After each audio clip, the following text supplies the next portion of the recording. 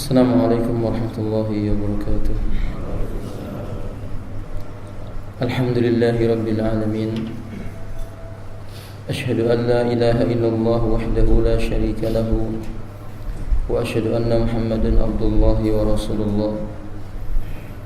Allahumma salli ala Muhammad wa ala alihi wa ashabihi wa man tabi'ahum bi ihsan ila yaumiddin. Amma ba'du.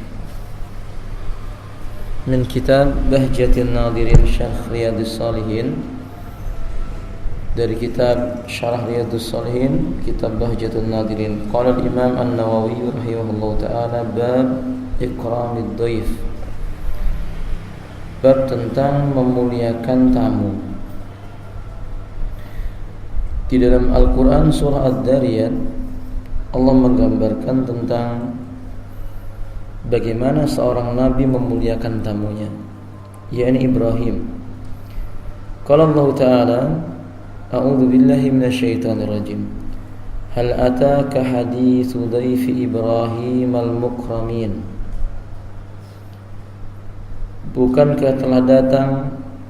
Tidakkah telah datang kepadamu cerita tentang tamunya Ibrahim al-mukramin, yang mereka itu adalah orang-orang yang mulia.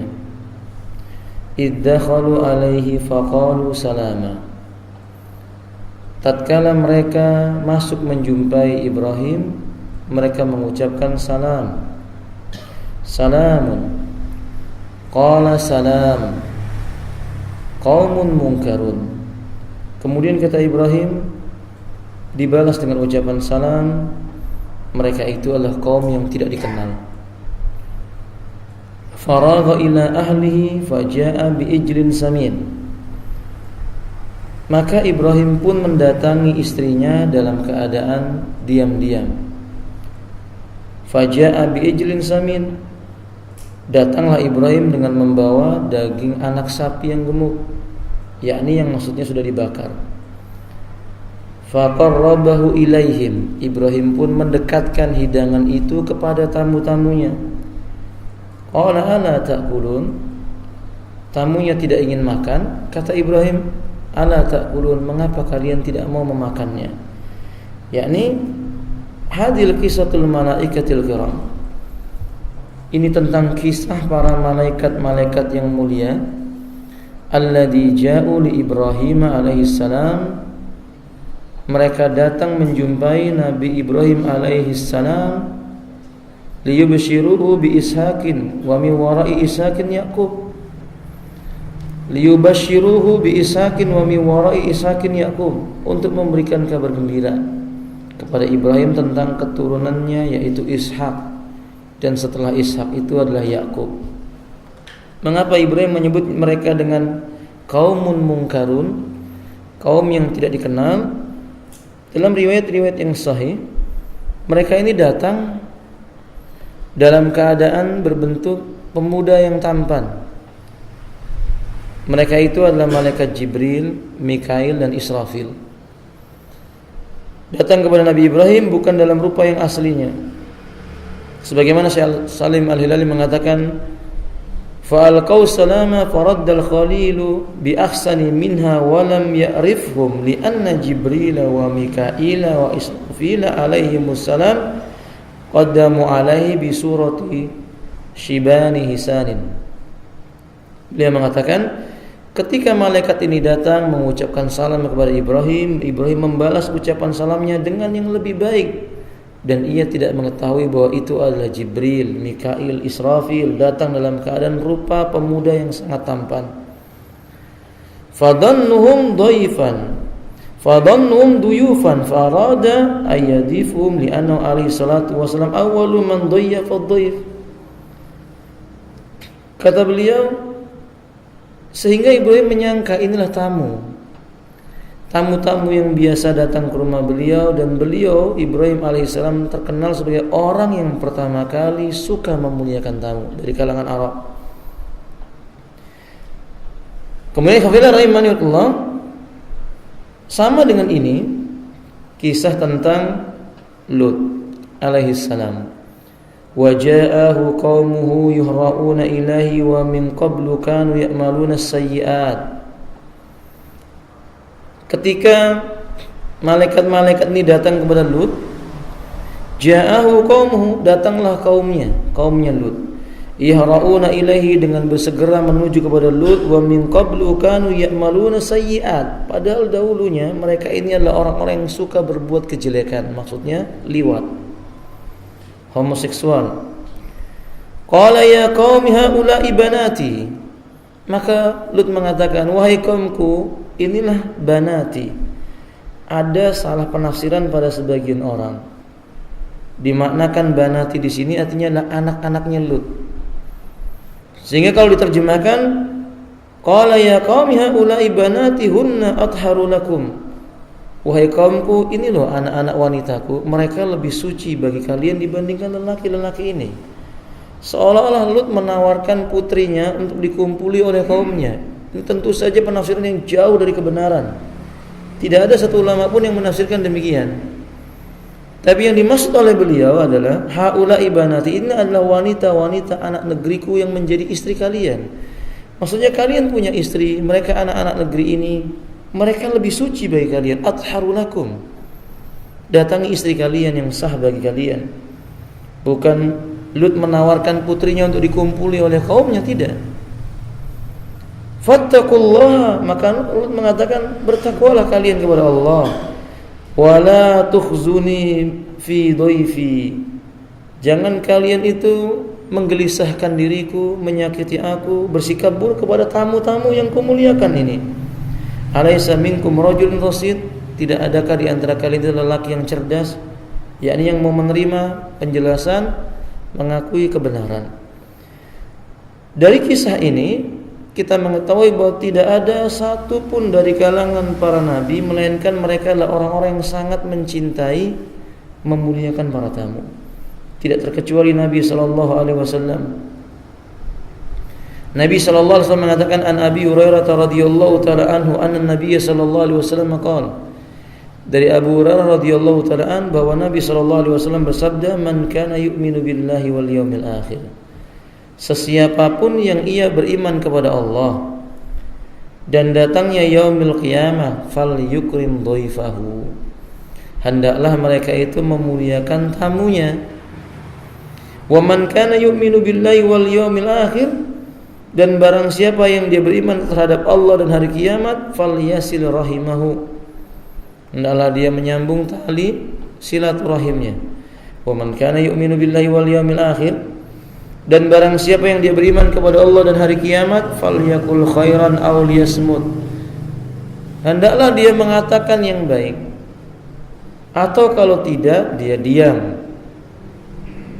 Sama dengan hadis yang lainnya dari Abi Suraij Khuwailid ibni Amr al-Khuzai radhiyallahu taala anhu, qala, ia berkata, sami'tu Rasulullah sallallahu alaihi wasallam yaqul, pernah ku mendengar Rasulullah sallallahu alaihi wasallam itu bersabda, man kana yu'minu billahi wal yawmil akhir falyukrim dhaifahu, barang siapa yang dia beriman kepada Allah dan hari kiamat, hendaklah dia memuliakan tamunya.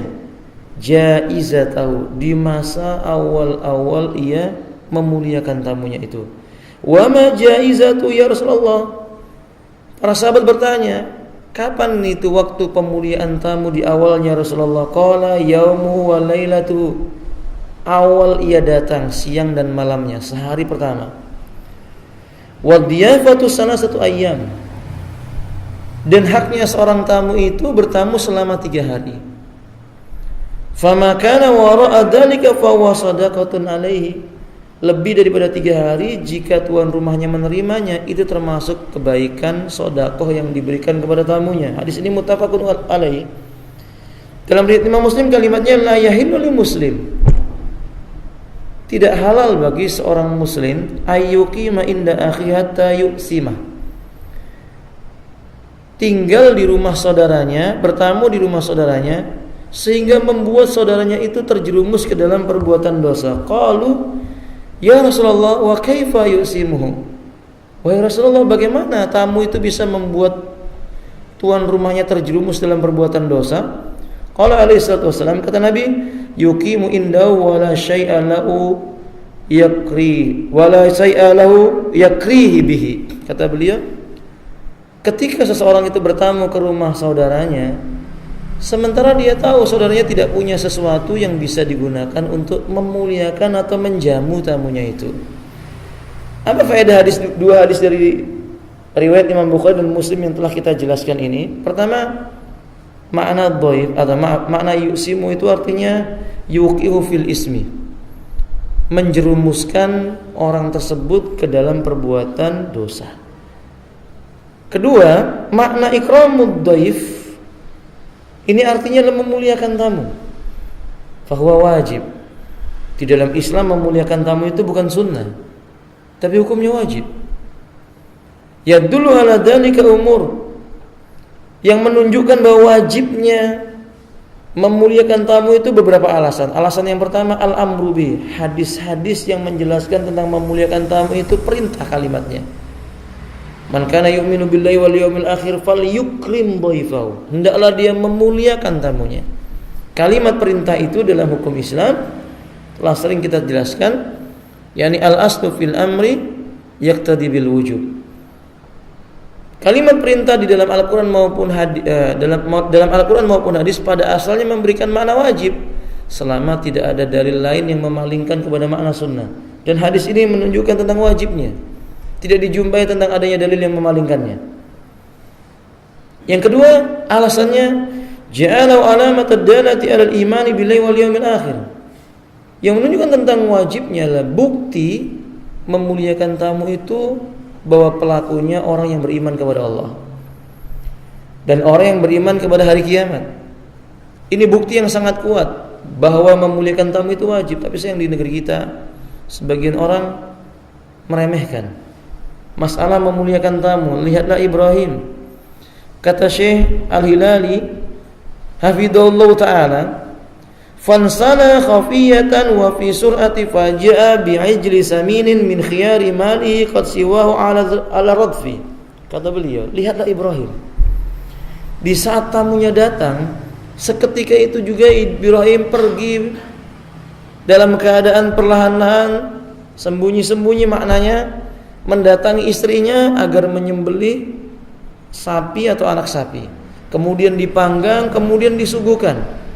Di sini Ibrahim tidak menawarkan, karena termasuk perkara aib.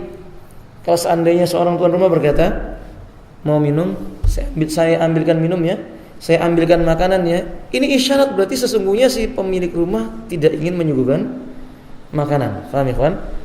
Ibrahim tidak menawarkan kepada tamunya dengan berkata, apakah anda ingin makan, apakah anda ingin minum, mau minum apa? Tidak, Ibrahim langsung masuk ke dalam rumah, menjumpai istrinya, menyembelih anak sapi, dipanggangnya dagingnya, kemudian langsung disuguhkan.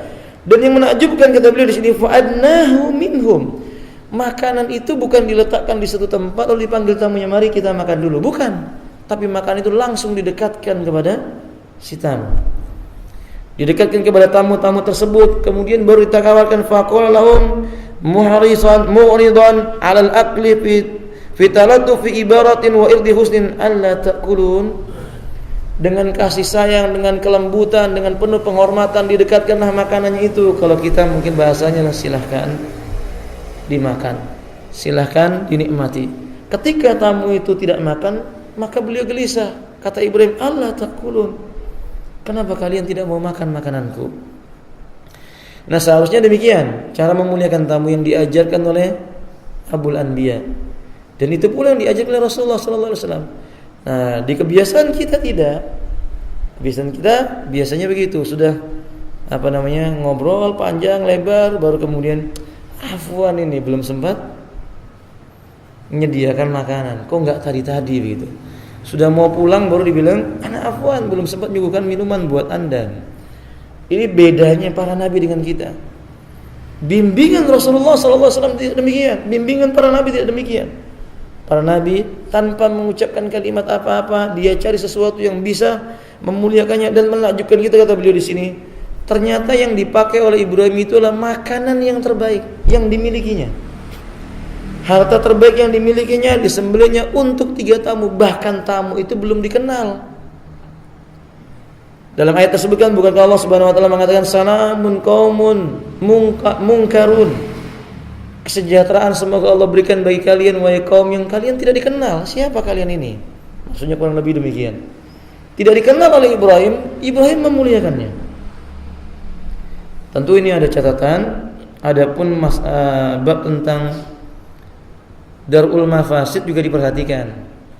Di negeri kita yang tidak aman, kadang tamu punya niat yang buruk, kita khawatir orang itu punya sesuatu yang tidak baik dan kita tidak mengenalnya, kemudian kita tidak ingin menerimanya sebagai tamu, tidak dilarang. Karena dalam adab bertamu tidak ada larangan menolak orang yang ingin bertamu, tidak ada larangan. Tapi kalau sudah bertamu, wajib untuk dimuliakan. Wajib untuk diberikan kepada mereka kepemuliaan. Kalau tidak maka ditolak tidak mengapa. Makanya Nabi SAW menyebutkan faida yudifu rajulun ila akhihi. Kalau seseorang itu bertamu ke rumah temannya, wa yaduqa babahu wa yusallimu alaihi salasa marrat, dia diberi kesempatan mengetuk dan mengucapkan salam sebanyak 3 kali. Fa illam yuraddu, seandainya tidak dibalas kepada orang itu salamnya, falyarji, hendaklah dia pulang ke rumahnya. Berarti si pemilik rumah tidak ingin ditamui. Ini etika. Ya enggak boleh seseorang ketuk pintu depan enggak dibuka, lalu ketuk jendela sambil melihat-lihat melalui jendela, atau ketuk pintu belakang, dia berkeliling mencari apakah ini ada orang ataukah tidak. Dalam riwayat Imam Muslim, Nabi pernah ketika beliau berada di rumahnya, sahabat mengetuk tidak dibalas, dia mengintip lewat apa? Lubang rumah yang ada di lubang rumahnya Rasulullah. Kemudian Rasul dapat wahyunya Allah. Jibril memberitahunya. Lalu kata Rasul, sesungguhnya sisir besi ini lebih pantas untuk diletakkan di 2 matamu. Nabi berkata demikian. Di balik tembok orang yang sedang mengintip itu. Ini menunjukkan tamu enggak boleh begitu. Bukan etika bertamu. Kalau ada orang bertamu kemudian lihat-lihat dari apa? Jendela. Ini bukan akhlak yang baik. Karena bisa jadi pemilik rumah itu ada wanita yang tidak memakai penutup aurat, lalu melemparkan pandangannya kepadanya, menimbulkan fitnah. Para ulama kita menyebutkan an-nadaru sahmun min sihami syayatin, min sihamil iblis. Pandangan mata itu salah satu panah di antara panah-panahnya syaitan, panahnya iblis, dan ini bisa merusak hatinya. Maka perlu diperhatikan tentang etika orang yang bertamu tersebut. Kemudian dalil alasan yang ketiga, mengapa memuliakan tamu itu hukumnya wajib? Ju'ila ma zada ala salasi sadaqatin fadalla ala anna ma qablaha wajibun. Di dalam hadis ini disebutkan bahwa bilangan bertamu lebih daripada 3 hari hukumnya sedekah.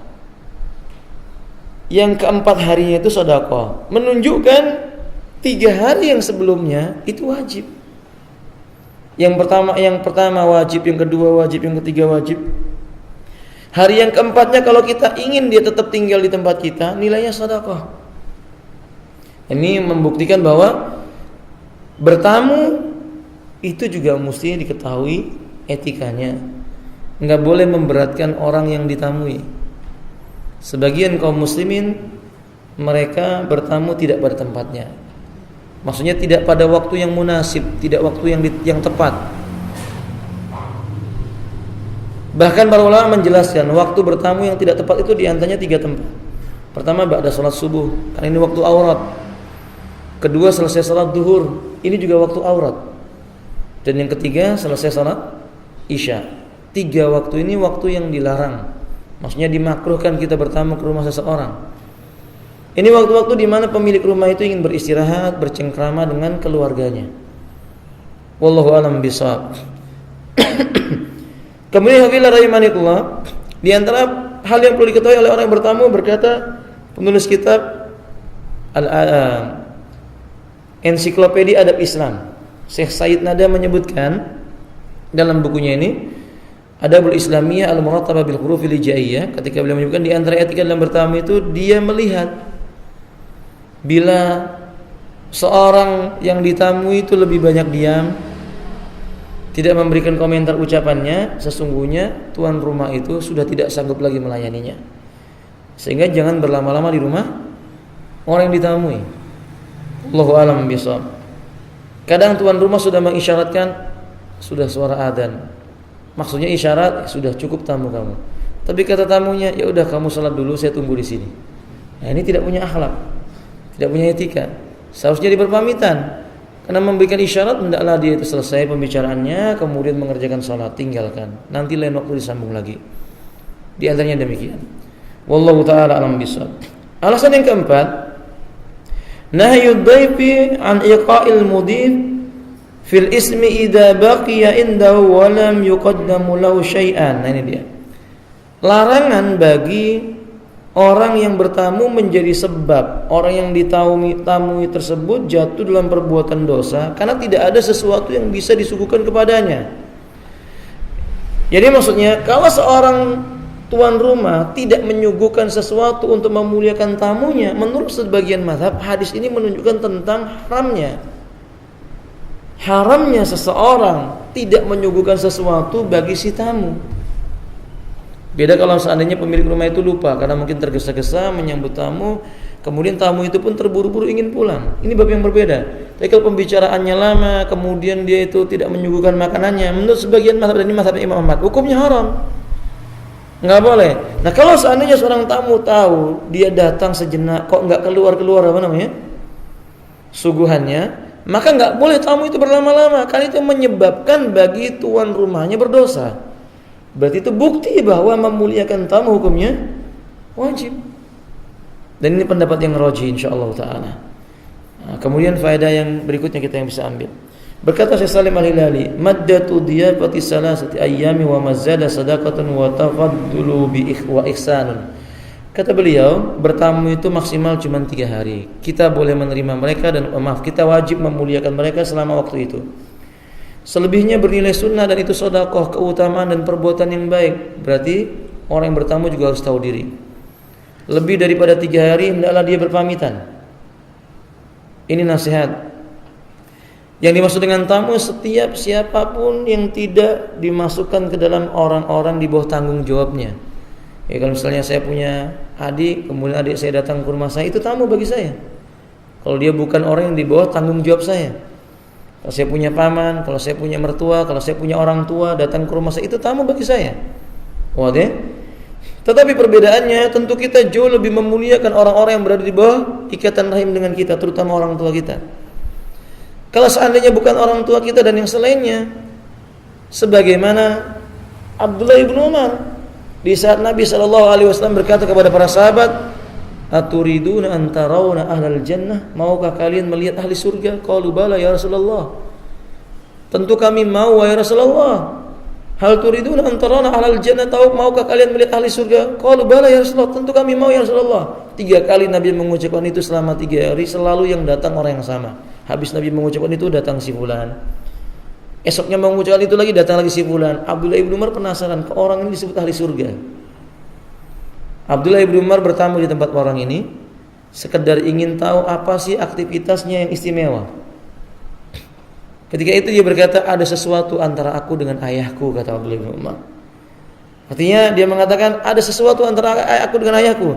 Nah, orang ini memiliki penafsiran berbeda dengan Abdullah ibn Umar. Padahal Abdullah ibn Umar cuma mengatakan aku ada sesuatu dengan ayahku, sedang berselisih, maksudnya sedang berdebat tentang sesuatu, tapi tidak berkelahi, tidak. Yang dipahami oleh sahabatnya ini, Abdullah ibn Umar sedang bertengkar dengan Umar. Maka dibiarkan Abdullah itu tinggal di rumahnya. Malam pertama ia menyaksikan orang ini bangun dari tidurnya, cuman duduk lalu berkata, Allahumma inni kuntu minadh dhalimin, la ilaha illa anta faghfirli. Tidur lagi. Kata Abdullah, dia lelah. Esok malamnya sama. Malam yang ketiga sama. Malam yang keempat Abdullah sudah sadar. Waktu bertamu cuman 3 hari. Maka ia berkata bahwa kedatanganku bukan maksudnya aku bertengkar dengan Umar, tapi aku ingin engkau menerimaku sebagai tamu dan aku ingin tahu apa yang engkau lakukan, karena Nabi SAW mengatakan kepada kami, maukah kalian melihat ahli surga? Ketika itu engkau yang datang. Lalu laki ini berkata, tidak ada amal istimewa yang aku lakukan kecuali satu perkara, saya tidak pernah meletakkan kedengkian dalam hati saya kepada saudara-saudara saya. Walam aqa'u fi qalbi hasadan li ikhwani. Kata Abdullah, setelah mendengar aku tidak pernah meletakkan rasa dengki kepada saudara-saudaraku di dalam hatiku ini. Apa kata Abdullah bin Umar? Ini yang kami berat melakukannya, karena setiap manusia punya potensi berbuat kedengkian. Yang kita ambil faedah adalah ketika Abdullah ibn Umar di hari yang keempat, ia pergi, maksudnya meminta izin untuk pulang. Dan yang kita ambil faedah dalam riwayat itu, pemilik rumah tidak bertanya-tanya, apa keperluanmu datang ke sini, tidak. Karena termasuk etika menerima tamu. Sebelum hari yang keempat tidak ditanya, tumben inti datang, ada apa? Ini salah ini, Fadilah. Sebagian orang tamu baru datang, baru ketuk pintu langsung, Masya Allah, tumben antum datang. Nah ini menunjukkan bahwa dia tidak memuliakan tamu. Seharusnya dia mengatakan ahlan wa sahlan, saya senang dengan kedatangan Anda, selamat datang, silahkan. Kemudian suguhkan makanan. Biarkan dia kalau ada hajat berkata kepada kita. Kalau dia nggak punya hajat, ya biarkan dia mungkin ingin mengungkapkan perkara yang lainnya. Jangan ditanya ada apa yang bisa saya bantu. Kalau kalimatnya apa yang bisa saya bantu, sebagian para ulama mengatakan ini masih disukai. Tapi kalau pertanyaannya adalah ada apa kamu datang ke sini? Nah ini kalimat yang menyakitkan hati si tamu. Wallahu taala alam bisawab. Kemudian faedah berikutnya, yustahabu lidhaifi at-takhfif. Disukai bagi tamu itu meringankan tuan rumah. Termasuk meringankan, memendekkan waktu bertamunya kalau dia melihat situasinya enggak memungkinkan. Termasuk meringankan, jangan berlama-lama tinggal di dalamnya. Nah, sebagian orang-orang Arab berkata az-ziyaratu gharatun. Maksudnya apa namanya? Bertamu itu, kunjungan itu menerkam pemilik rumahnya. Jadi orang yang bertamu itu seperti singa yang menerkam mangsanya, begitu maksudnya. Ini tapi istilah loh Iwan ya. Bukan berarti antum tamu-tamu itu adalah apa? Singa-singa, bukan begitu maksudnya. Ya, sebagian orang Arab mengatakan rahimallahu man zara wa khaffafa. Semoga Allah senantiasa merahmati orang yang mengunjungi orang yang ditamuinya, tapi dia tahu diri dengan meringankannya. Sejenak saja, begitu keperluannya selesai segera dia pulang. Ini perkataan yang ada landasan syariatnya. Yang terakhir kata beliau, di antara faedahnya at-tanfiru min akli amwalis shadaqat. Hadis ini sesungguhnya mengingatkan kepada kita, Islam itu tidak menganjurkan bagi seseorang memakan harta sedekah, kecuali mereka-mereka yang fakir, mereka yang miskin, yang tidak bisa berbuat apa-apa karena faktor kemiskinan dan kefakiran mereka. Fa hiya awsakhun nas, karena sedekah itu kotorannya manusia. Maksudnya harta yang kotor dari mereka. Fasamma sedekah, makanya disebut dengan sebutan sedekah li'anal aghniya ghaliyan, karena orang yang punya harta yang cukup, apalagi kaya raya, yanfuna min akli sedekah, mereka tidak mau makan harta sedekah. Nanti di akhir zaman manusia tidak akan ada yang mau disedekah karena semua telah jadi kaya raya. Sehingga manusia bingung kepada siapa harus bersedekah. Nah, hadis ini juga menunjukkan bahwa kalau memakan harta sedekah itu bukan sebuah kemuliaan.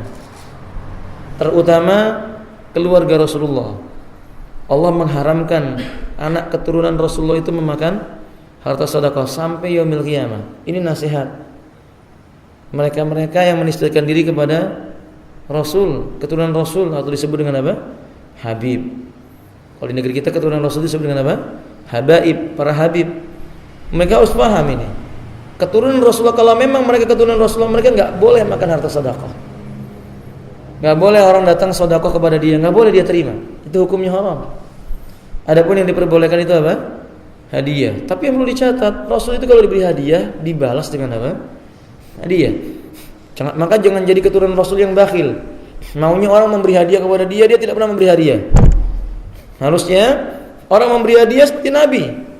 Seorang wanita Yahudi memberi hadiah roti, Nabi membalas ketika itu juga dengan memberi hadiah kurma. Seorang memberi hadiah Nabi pakaian, maka Nabi membalas dengan hadiah sesuatu yang beliau miliki berupa kurma juga. Karena Nabi yang dimiliki itu diberikan kepadanya yang terbaik. Nah, seharusnya demikian. Wallahu taala alam bisawab. Nah, ini beberapa faedah yang bisa kita ambil dalam masalah bertamu, dan ini ada penting. Afwan, saya tambahkan sedikit. Kata Imam Al-Utsaimin, "Faman arada minkum ayyanzura kaifa khuluqi rajulin." Barang siapa kepingin melihat akhlaknya seseorang itu bagaimana, bertamulah kepadanya. Jadi kita bisa mengetahui si fulan itu akhlaknya bagaimana, yaitu dengan cara kita bertamu kepadanya. Tapi sebaliknya, Nah, beliau mengatakan barang siapa kepingin melihat akhlak seseorang, lihatlah siapa tamunya. Maksudnya lihat tamunya itu kayak apa. Kamu kepingin tahu bagaimana orang itu akhlaknya, dia kalau bertamu kayak apa. Kamu kepingin tahu bagaimana akhlaknya orang itu, dia kalau menerima tamu bagaimana.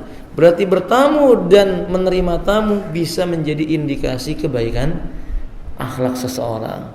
Mudah-mudahan Allah Subhanahu wa taala memberikan kepada kita kemudahan untuk bisa memuliakan tamu-tamu dan menjadi orang yang bertamu dalam keadaan berakhlak yang mulia. Akhiru da'wana alhamdulillahirabbil alamin. Wallahu a'lam bishawab. Sebelum ditutup mungkin ada yang ingin bertanya? Tafadhal masyaallah.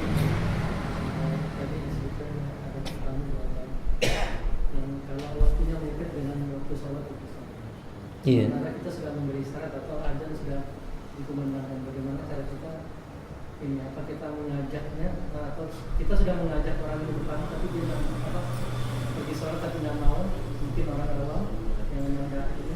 Terus sementara di rumah kita cuma istri kita aja yang ada. Apa kita tidak ke masjid karena melayani tamu ini? Karena kalau kita tinggalkan cuma berdua aja dengan istri kita. Barakallahu fiik. Allah berfirman di dalam Al-Qur'an Al-Karim, ya ayyuhalladzina amanu la tuqaddimu baina yadayillahi wa rasulih.